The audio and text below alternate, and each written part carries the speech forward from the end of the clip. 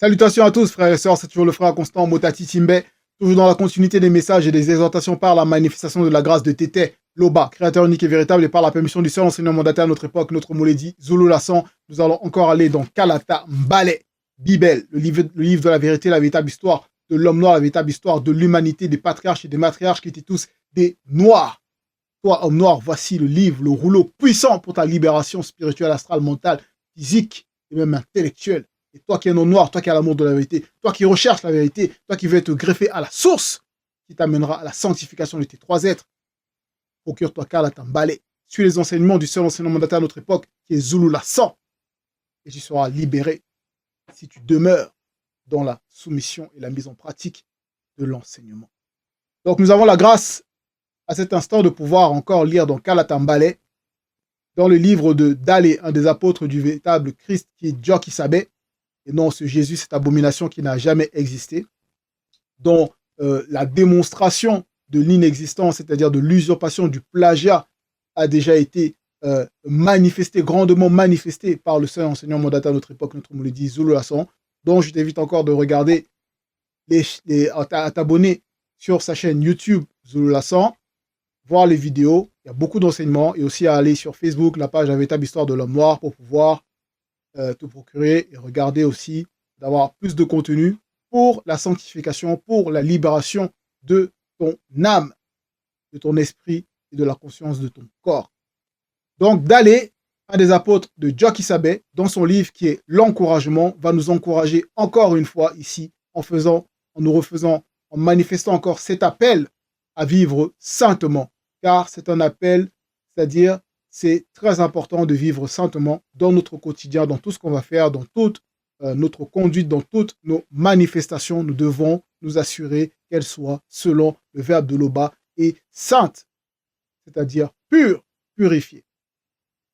En cela, nous allons lire du verset 17 au verset 27 de son chapitre 1, dont j'ai dit qui est l'encouragement, appel à vivre saintement. Et l'appel à vivre saintement ici, c'est donc dans les trois êtres, car la sanctification, ce n'est pas comme dans les religions dites révélées ou dans les formes de spiritualité où ils vont vous faire croire que oui, voilà, il suffit de réciter des versets ou des soi-disant prières qui ont déjà été modifiées, falsifiées, qui sont captives là, ou réciter des mantras ou voilà qui vont permettre par des méditations occultes de pouvoir de transcender la conscience, voilà, et d'être des êtres d'énergie. Bref, tout ça, c'est du n'importe quoi. Le véritable et le seul chemin, c'est la sanctification selon la vérité, selon le verbe de Loba. Et c'est dans les trois êtres, l'esprit, l'âme et le corps. Et c'est la parole vivante qui purifie nos trois êtres afin qu'on soit irrépréhensible, irréprochable. En cela, au verset 17, pour pouvoir donc entrer, pour capter cette fréquence de la vie, c'est-à-dire de vivre saintement, il y a d'abord cette étape. Et ici, Dale, dont ils ont falsifié son nom dans la bibliothèque classique, comme dans le faux nom de Pierre, il nous dit, obéissez, clair et net, obéissez, donc nous devons obéir. Mais à qui? À quoi? Obéissez au verbe de Loba et ne vous conformez pas au désir que vous aviez autrefois, virgule, quand vous étiez encore ignorant. Point. Donc ici, il y a des étapes. Dans notre ignorance, on obéissait à nos propres désirs ou à des désirs dont on avait reçu par l'influence, la mauvaise influence occulte de ce qu'on peut voir dans les médias, d'autres vont dire entertainment, donc dans le divertissement, que ce soit la télé, les séries, les films, voilà, dans la pseudo, ceux qui vont dire éducation. Donc il y a toutes ces choses-là qui sont remplies d'anomalies, qui ont nourri, c'est-à-dire dont notre âme s'est nourrie, dont notre esprit s'est nourri, et dont la conscience de nos corps, à force que l'âme utilise le corps à manifester ses abominations, s'est aussi nourrie. Donc nous devons être dépouillés de toutes ces consciences qui ont été polluées en nous. Et c'est en cela que l'appel à vivre saintement est dans les trois êtres. Et c'est profond. Parce que c'est les consciences les plus profondes qui doivent également être touchées et extirpées du voile de l'antivérité. Et ici, ça passe par l'obéissance. Donc, doubé. Doubé, qui est en même temps la foi dans la langue originelle qui est le droit l'ancien, mais c'est doubé. Donc, le fait d'obéir, c'est manifester la véritable foi. Mais il n'y a pas que la foi. Il y a la foi, il y a les œuvres. Et il n'y a pas que les œuvres. Il y a l'espérance aussi qui accompagne la foi et les œuvres. En cela, obéissez au verbe de Loba. Donc, le verbe de Loba, Loba qui est créateur unique et véritable, et son verbe qui est la vérité. Car Loba, par la manifestation de sa volonté, par son verbe, a tout créé selon la vérité. Et ne vous conformez pas aux désirs. Ici, on va toucher les désirs par rapport à la conscience des yeux, car c'est une conscience, une grande porte qui fait en sorte que beaucoup sombrent dans des pratiques occultes, ouvrent la porte à l'impudicité, à la fornication, voilà, ils vont faire il y aura de la convoitise, donc il y aura de la jalousie, tout ça à cause de la conscience des yeux. Donc la conscience des yeux, ici, comme on peut voir, il y a quelques jours, certains ont attendu ce jour-là pendant l'année pour pouvoir pratiquer ces fêtes abominables dont ils vont dire la Saint-Valentin, ou soi-disant ils veulent faire croire que c'est la fête des couples, la fête des amoureux, mais ils ne savent pas ce qu'il y a derrière, donc dans le sens caché, occulte par rapport à cette fête-là. Voilà, il faut vous renseigner, regarder l'origine de cette fête et vous allez comprendre. Derrière, déjà, par rapport aux démons qui agissent derrière, c'est les Bebandambo Dimamundima Bobé et Menguma Madiba, donc les sirènes des eaux. Donc les Bebandambo Dimamundima Bobé, ce sont les satyres, donc les démons en forme de bouc. Donc quand vous attendez cette date-là pour fêter votre fête abominable, derrière ces manifestations, c'est un rendez-vous occulte avec ces démons-là pour pouvoir vous souiller avec eux, parce qu'ils vous possèdent. Donc, voilà. Déjà. Et en cela, la conscience des yeux, comme je disais dans Bialaba Mounia, ici, Bialaba Mounia, donc, qui est écrit par Monmon, qui est le véritable Salomon, dont ils ont falsifié le nom, Salomon dans les Bibles classiques, mais son véritable nom, c'est Monmon. Au chapitre 13, au verset 19, donc, de Bialaba Mounia, donc les proverbes, il nous dit « Un désir issu de la conscience des yeux, lorsqu'il s'est réalisé, est agréable à l'âme. » Vous voyez? Mais se détourner du mal est chose détestable pour les insensés. Donc les insensés, les ignorants, ceux qui ne connaissent pas le sens selon la vérité, voilà, c'est chose détestable pour eux de se détourner des manifestations occultes dont ils ont déjà eu l'habitude de manifester. Vous voyez? Et ici, il nous précise que la conscience, un désir issu de la conscience des yeux. Donc, il y a des désirs qui sont issus de d'autres formes de conscience qu'on peut avoir. Mais ici, la conscience des yeux, comme je disais, que c'est une grande porte. Donc, on va, pour cette exhortation ici, plus parler par rapport à la conscience des yeux. Toujours dans Bialaba Mounia, chapitre 9, verset 7, Monmon, il dit « Ne regarde pas autour de toi les femmes dans les rues de la ville afin de les convoiter. Ne t'égare pas dans ces coins déserts. » Donc ici, il nous amène à ne pas utiliser la conscience de nos yeux, le désir issu de la conscience de nos yeux, afin de regarder les femmes dans les rues, de les convoiter. Vous voyez? Car ça nous amènerait à des coins déserts. Et ces coins déserts-là, donc, sont des coins asséchés. Donc des coins qui ne sont pas irrigués par, symboliquement, le Mundi Musangi, en tant que cette eau vivifiante-là qui va nourrir la terre, afin que la terre puisse, voilà, produire de la verdure, des fruits, voilà. Vous voyez? Dans ce sens-là. Dans cela, pour ne pas être une terre desséchée, premièrement, ou aller, voilà, oui, être une terre desséchée, ne pas aller dans ces coins déserts-là, où il n'y a rien, où c'est aride, nous devons nous détourner, faire en sorte que la conscience de nos yeux ne nous amène pas à cette captivité. En cela, par le verbe de Loba, on reçoit l'initiation afin que nos yeux, la conscience de nos yeux, on puisse se détourner, se détacher, s'éloigner des choses périssables du visible. Toujours dans Bialaba Mounia, il nous dit encore, donc Monmon, chapitre 9, verset 8, « Détourne ton regard d'une jolie femme, virgule, et ne pénètre pas tes regards sur la beauté qui ne t'appartient pas. » Point. Beaucoup ont été égarés par la beauté d'une femme, virgule. L'amour s'y allume comme un feu. Donc, toujours par rapport à la conscience des yeux, toujours par rapport au regard. Que ce soit regarder une jolie femme, voilà, des femmes, ou regarder même autre chose, que ce soit même que ce soit des véhicules, que ce soit même par rapport à l'architecture, que ce soit voilà, par rapport à plein de choses, mais ce qui passe par la conscience des yeux. Monemon ici nous avertit que cette conscience-là, on ne doit pas l'utiliser selon l'homme livré à lui-même. Voilà. Donc il y a déjà par rapport à cette conscience-là, la conscience des yeux. Et donc, on ne doit pas se conformer donc à ces désirs-là, à cette manière d'agir qu'on avait autrefois. Au verset 18, Dalé nous dit, mais soyez saints dans toute votre conduite. Dans toute votre conduite. Donc, que ce soit par rapport à nos paroles, à nos mots, à nos pensées, à nos manifestations, à nos mouvements, à nos projets, à nos conversations qu'on va converser, que ce soit même avec des frères et des sœurs dans la bergerie, ou que ce soit avec des personnes, les non-initiés, les blancs et les sans-mêlés, donc ceux du dehors, on doit faire attention. On doit toujours, dans nos conduites, être saint. Et être saint, c'est se laisser guider, se laisser sanctifier, se laisser purifier par le verbe de Loba. Et au départ, dans le verset 17, il nous a dit « obéissez au verbe de Loba ». Donc ça passe par l'obéissance. Dans cette obéissance-là, donc on reçoit donc le pouvoir, pour pouvoir, dans nos conduites, toujours être saint. C'est-à-dire dans la sanctification.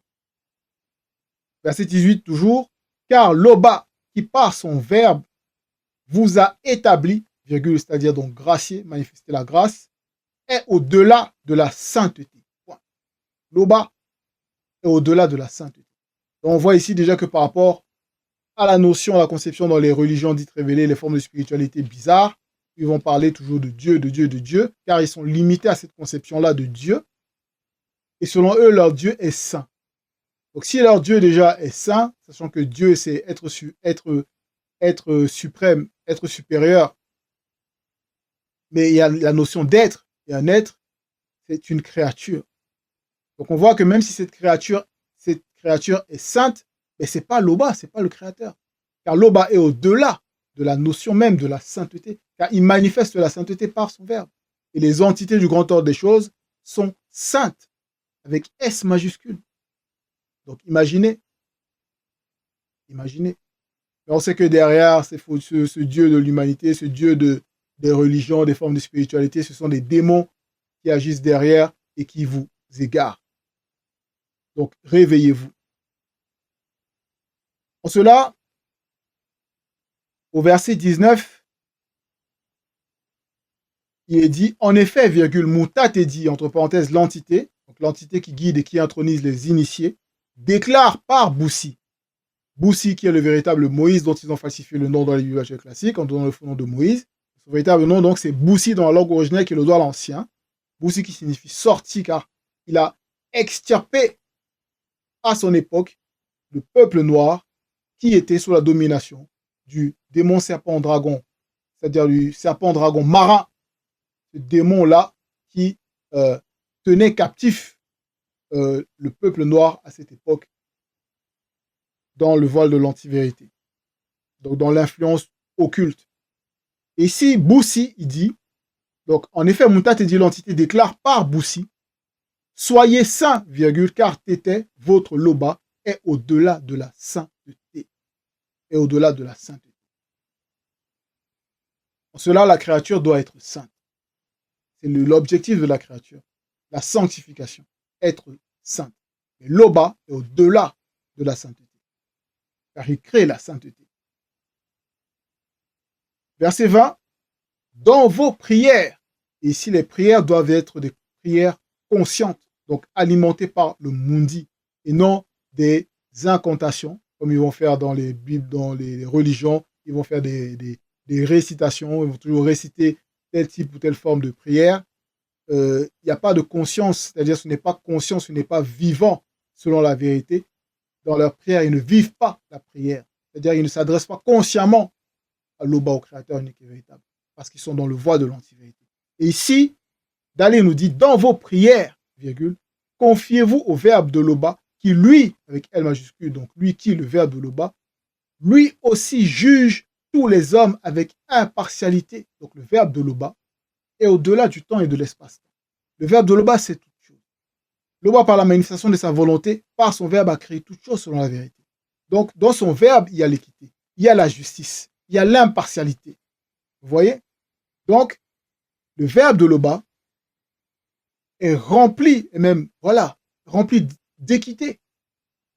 Il juge tous les hommes avec impartialité, virgule, selon ce que chacun a fait. Donc, le verbe de Loba, il y a la justice. Le verbe de Loba est la justice. Et le verbe de Loba est également notre juge. Il juge avec impartialité. Et en cela, on doit se confier au verbe. Parce que le verbe ne fait pas d'erreur. Le verbe ne peut pas se tromper. Vous voyez, le verbe ne peut pas se tromper. C'est notre confident. Et en cela, même dans Mienge 75, verset 8, il est dit, on va lire, Mienge 75, verset... Non, Mienge 27, verset 14. Et ici, Mienge, c'est par rapport à David. Donc, Tondo, il dit, mets ton espérance dans le verbe de Loba. Mets ton espérance dans le verbe de Loba. Point d'exclamation. Fortifie-toi et que ton cœur s'affermisse. Mets ton espérance dans le verbe de Loba. Donc, on se confie dans le verbe de Loba. On met notre espérance dans le verbe de Loba. On confie ce qui pèse dans notre conscience. On ne doit pas porter les fardeaux livrés à nous-mêmes. On doit confier ces fardeaux au verbe de Loba. On doit se décharger avec vigueur de ces fardeaux dans la prière consciente. Donc, pas réciter des prières dont eux-mêmes ils ne comprennent pas dans la Bible actuelle classique, ou soi-disant des mantras ou toutes ces incantations là qu'ils font, pensant que c'est des prières. Mais bon, vous voyez, la prière non, c'est selon la vérité, par le mundi. Donc la conversation consciente avec Loba par son verbe, car Loba ne s'adresse pas directement à sa créature. Vous voyez, par son verbe. Donc on doit se confier dans la prière. Le verbe y juge. En cela, au verset 21, il est dit, c'est pourquoi, virgule, durant le temps qui vous reste à passer dans le visible, virgule, que votre conduite témoigne du respect que vous avez pour lui qui avec L majuscule pour le verbe de Loba.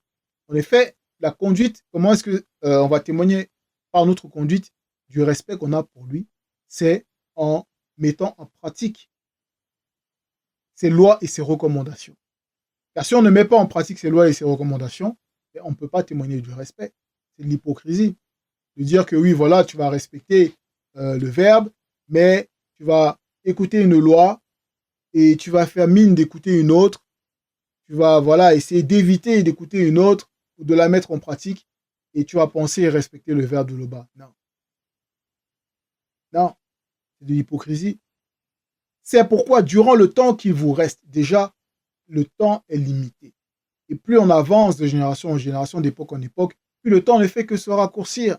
Donc, il nous reste peu de temps. Durant ce temps qui nous reste, on doit véritablement montrer par notre mise en pratique, par notre soumission, par notre obéissance, le respect qu'on a pour le verbe de Loba. Car il est également notre juge. Lui aussi nous juge. C'est lui, Loba par son verbe, qui établit les juges. Et les juges vont juger par le mandat du verbe de Loba. Donc selon la vérité.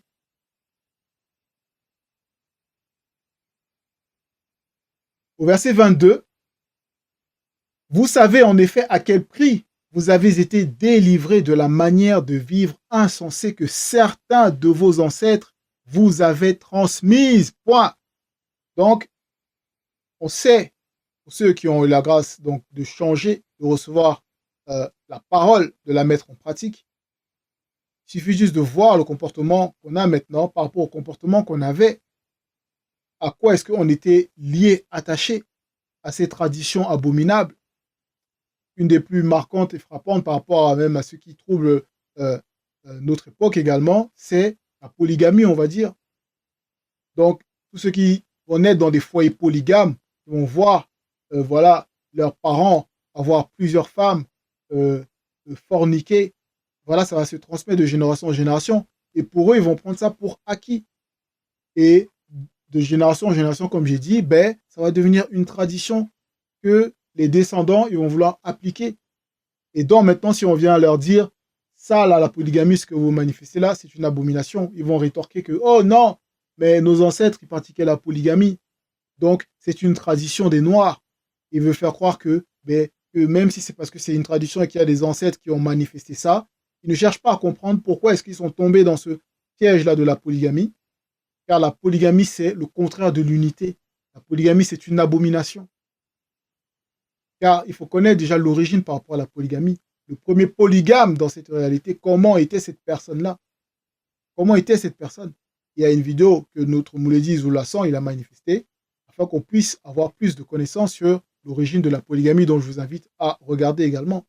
Mais néanmoins, la polygamie, même par rapport aux Bibles classiques, déjà dans Deutéronome 17-17, c'est interdit à un homme d'avoir plusieurs femmes. Mais ce verset dans leur propre Bible, mais ils vont essayer de trouver d'autres passages en prenant des exemples par rapport, oui, à que ça soit, oui, l'exemple par rapport à David qui a eu pris les femmes par rapport à les femmes de Saül, que c'est soit, disons, le Dieu de la Bible qui leur a donné. Et ils pensent que le fait que David ait eu ces femmes-là, que c'était, que voilà, le Dieu de la Bible, voilà, il a autorisé, approuvé la polygamie. Mais non, c'était par rapport à un châtiment. C'était par rapport à un châtiment, selon les Bibles classiques. Mais déjà, il y a plusieurs versets. Et même dans Malachie, que ce soit Malachie 2, 14 à 15, ou aussi le Dieu de la Bible, là, lui, il va condamner la polygamie par rapport à l'attitude que Abraham, dans les Bibles classiques, il a eu vis-à-vis de Sarai, qui l'a poussé à aller dans la polygamie. Néanmoins, en lui disant que voilà le comportement par rapport à ceux qui commençaient à avoir, ceux qui avaient en exemple Abraham là, que l'exemple qu'il a manifesté en cherchant une descendance de lui-même, ce n'est pas ce qu'il fallait faire, car il a délaissé sa femme de sa jeunesse. Voilà. Donc ça montre déjà que la polygamie, mais c'est une anomalie. Et vous voyez même déjà comment c'est manifesté. Vous voyez? Donc la polygamie, c'est une abomination. Et toutes ces traditions-là, vous voyez, il faut sortir de ça. Il faut sortir de ça. Ce n'est pas une excuse d'être né dans un foyer polygame qui va justifier que voilà, il faut continuer ça. Ou il faut accepter ça. Ou qu'il faille même tolérer ça. C'est une abomination. C'est une anomalie. Donc on poursuit au verset 23. Ce ne fut pas au moyen de choses périssables, comme l'argent ou l'or. Non. Vous avez été délivrés par Moutatedi, l'entité. Donc, ce ne sont pas les choses du visible qui nous ont sauvés.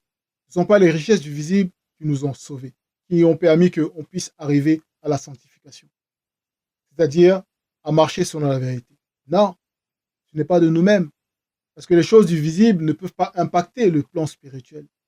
Tout au contraire, parce que derrière chaque chose, il y a un esprit. Et ici, on nous révèle que c'est Moutatedi, donc l'entité qui guide et qui intronise les initiés, qui a eu compassion de nous à un moment donné et qui nous a délivrés. Vous voyez? Comme on peut prendre l'exemple par rapport à le mauvais riche et le pauvre Soumoinet, donc ils vont dire Lazare.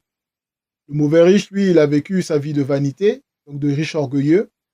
Et voilà, quand la mort a frappé, ben, il a eu, je vous invite à regarder, à lire la véritable histoire, toujours dans Kala Tambalé, pour pouvoir aller plus en profondeur. Mais si par rapport au pauvre Soumoinet, lui, il a eu le discernement de se repentir avant de quitter le visible. Voilà. Et dans cette repentance sincère-là, Moutatedi l'a délivré. Bon. Donc, ce n'est pas le physique, parce qu'il y en a qui vont dire, oui, d'autres, les femmes maintenant vont venir dans les réseaux sociaux et vont venir dire, oui, voilà, il faut te laver avec du charbon ou te laver avec, je ne sais pas, quelle substance bizarre là encore. Et il faut prendre les psaumes, c'est-à-dire les psaumes, et réciter les psaumes. Et c'est ça qui va te protéger, qui va te délivrer des attaques ou du n'importe quoi. Vous voyez? C'est pas les amulettes, c'est pas vos soi-disant croix là, vos signes abominables qui vont vous délivrer ou qui vont vous protéger de quoi que ce soit par rapport au monde occulte. Non, vous êtes déjà dans, entre guillemets, symboliquement, la sauce du monde occulte là. Vous êtes en train de bouillir. Ils sont en train de vous travailler. Donc,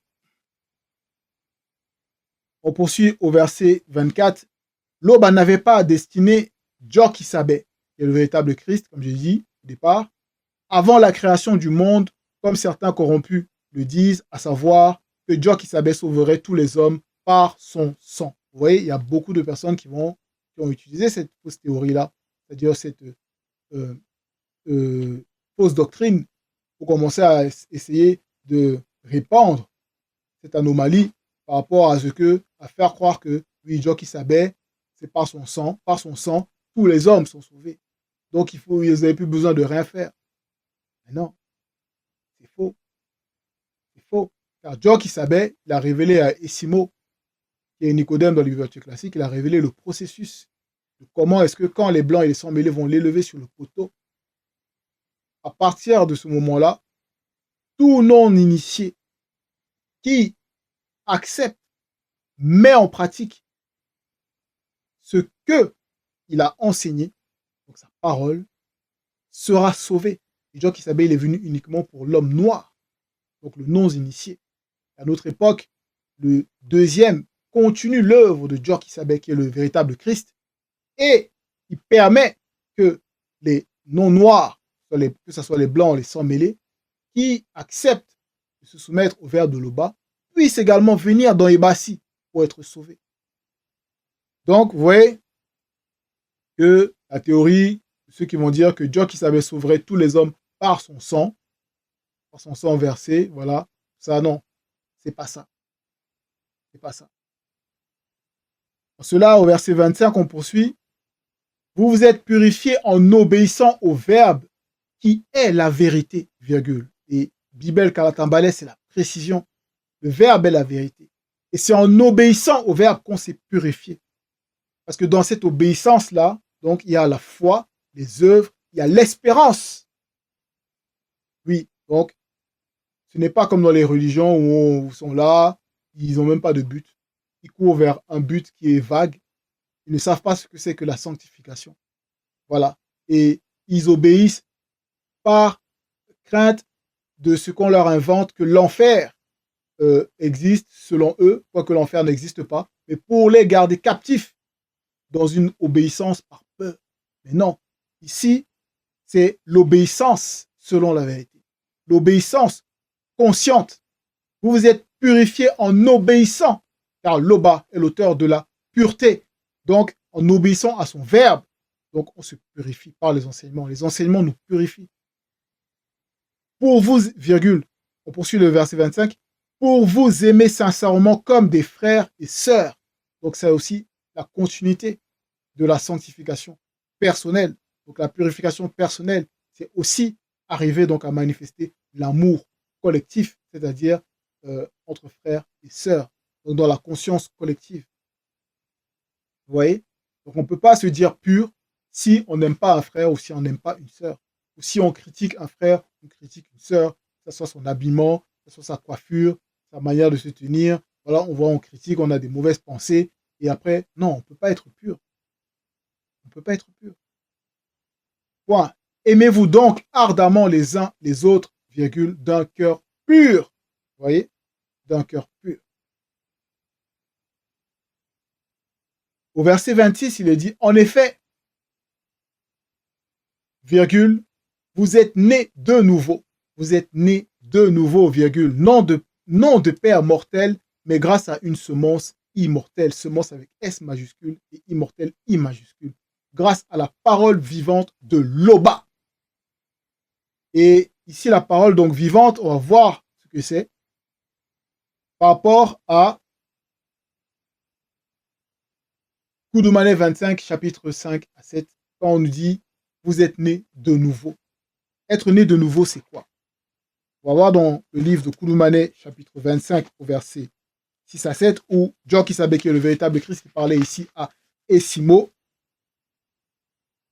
Donc vous allez dire Nicodème, et s'il lui donnait la révélation de ce que c'est que de naître de nouveau. Et John Kisabe répondit, verset 6, en vérité, je te le dis, si un non-initié ne naît du mundi musangi, entre parenthèses, Saint-Esprit, virgule, il ne peut entrer dans le royaume avec R majuscule, céleste avec C majuscule, réservé aux initiés. Donc il y a ce processus-là. C'est ça, naître de nouveau.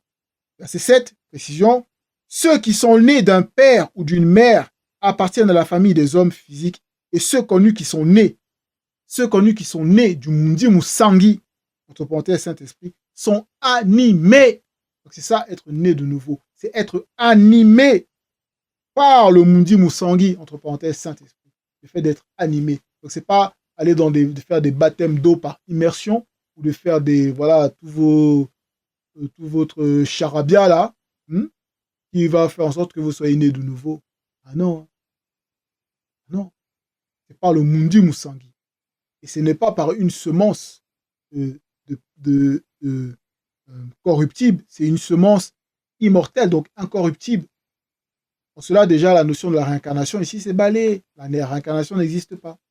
Et plus en profondeur, par rapport à Essombe 26-24, où aussi, Essombe, il révèle que le corps est semé corruptible, mais il ressuscite dans l'incorruptibilité, donc dans l'immortalité. Vous voyez? Donc la semence qu'on reçoit, c'est cette semence-là qui nous permet d'arriver à la vie, à l'ongela buindea, donc à l'immortalité. En cela, au verset 27, il est dit, le verbe de Loba demeure pour toujours. Le verbe de Loba demeure pour toujours. Car tout a été créé par Loba, tout créé par la manifestation de sa volonté, par son verbe. Et en son verbe est en lui-même puissance illimitée, énergie illimitée, plus puissante que toute énergie ou bombe thermonucléaire dont vous ne pouvez pas imaginer.